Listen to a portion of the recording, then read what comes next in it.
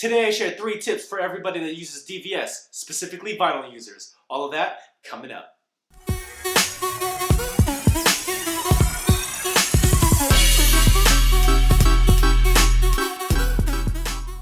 Thanks for watching PDot TV, where you find tips, tricks, and tutorials for DJs and music performers. Now let's get into the video. My first tip is to make sure that you keep your control vinyl clean. There are many ways to keep it clean. Some people use cleaning solutions specifically for vinyl, or just dust brushes. I use those as well, but in the clutch, especially at gigs, I like to keep these lens cleaning wipes on deck. These are the Target brand. You can buy like a box of 50 of these for really cheap. They're semi-wet, so you can get into the grooves and clean out the gunk really fast, and they dry really fast, which is important when you're at a gig. So keeping like a couple of these in your bag, clean up the vinyl if you're having issues and tracking issues, always good to have on deck. My second tip is one that a lot of DJs overlook, is to make sure that you set your counterweight right when setting up to play. So if you don't know how to do that, I'll go ahead and walk through it right now. So most DJs usually just cram the weight all the way in. That's actually not the best way to do it. If you treat your needles right and you set them right, just make sure you set them right the exact way every time.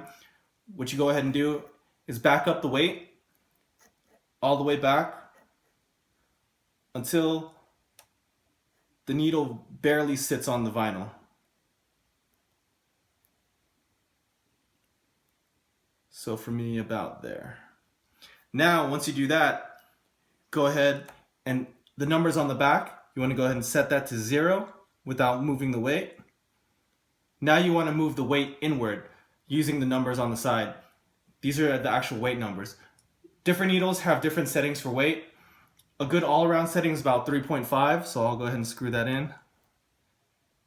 Now I know that every time I play, this needle and specifically the stylus is used to this amount of weight, so it'll track the best if this is what it's used to playing on. Only takes a few seconds, less than a minute to calibrate both turntables, and helps out a lot.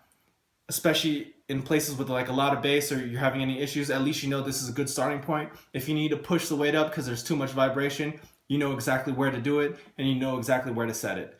So make sure you set your weight correctly when using DVS. Now my last tip is to make sure that the connections from the head shell to the tone arm are clean. The best way to do this and the easiest way to do this, I found, make sure you keep a pencil in your bag. This eraser right here, go ahead and just clean these off. Just rub it against that for a bit until some of this falls off. Make sure those look clean. And the size of the pencil, perfect to fit inside the tone arm and just turn and just clean the inside. It's better than blowing it and spitting in it because that actually will corrode and damage the connections in the long run. So make sure you just carry an eraser in your bag. Easy clean once it's out. Just give it a quick blow instead of having to blow a whole bunch of spit and garbage into the tone arm. Real quick, real easy, and always handy to keep something to write with in your bag. So, double duty. So those are my 3 tips for DVS users. It's a question of the day. What tips do you guys have that I might not have mentioned?